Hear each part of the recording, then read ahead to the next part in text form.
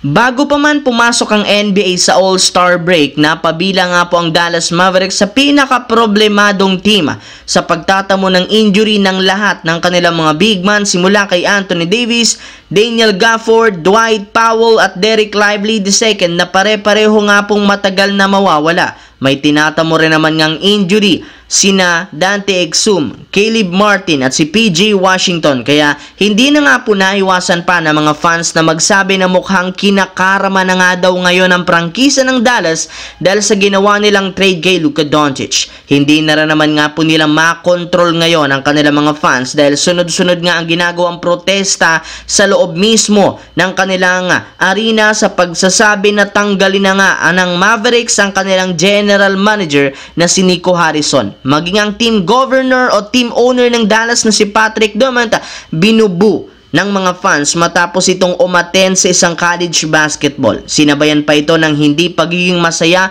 ni Coach Jason Kidd, kaya sunod-sunod nga talaga ang problemang hinaharap ngayon ng kanilang team. Samantala, matapos nga po mga idol na makuha ng Los Angeles Lakers ang kanilang bagong big man na si Alex Len, pinagdedebatehan nga po ngayon sa social media kung magiging starting center nga ba siya o kung hindi naman gagamitin bilang backup kay Jackson Hayes. At ayon sa pinakahuling inilabas na balita, malaki nga po ang posibilidad na gawing paglaro nito ng off the bench since kakasali pa lang naman niya sa lineup at hindi pa niya gamay ang gameplay ni Coach JJ Redick, hindi kagaya kay Hayes na nakabuo na nga ng chemistry kina Luka, Lebron at Austin Reeves. Mismong si Lebron na rin naman ang nagsabi na mas gusto nga po niyang panatilihin si Hayes bilang starting center. Kaya sa madaling salita, wala nga pong confusion na mangyayari sa Lakers gayong expected na maglalaro si Alex Len bilang backup. Pero sa kabila niya, naniniwala sila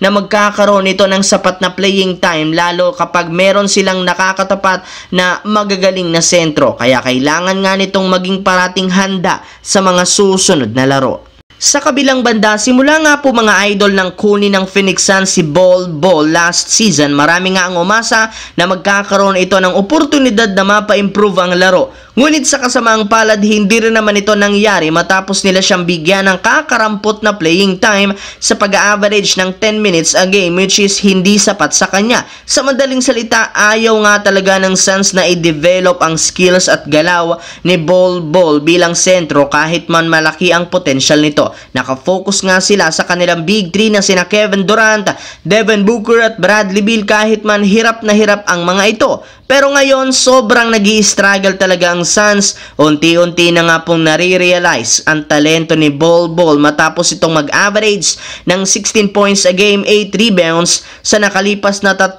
laro. Ipinakita nga po ngayon ng kanilang batang sentro kung gaano kalaki ang kanyang improvement at inaasahan na magkakaroon siya ng magandang performance once na mabigyan ulit siya ng sapat na playing time ng Phoenix Suns.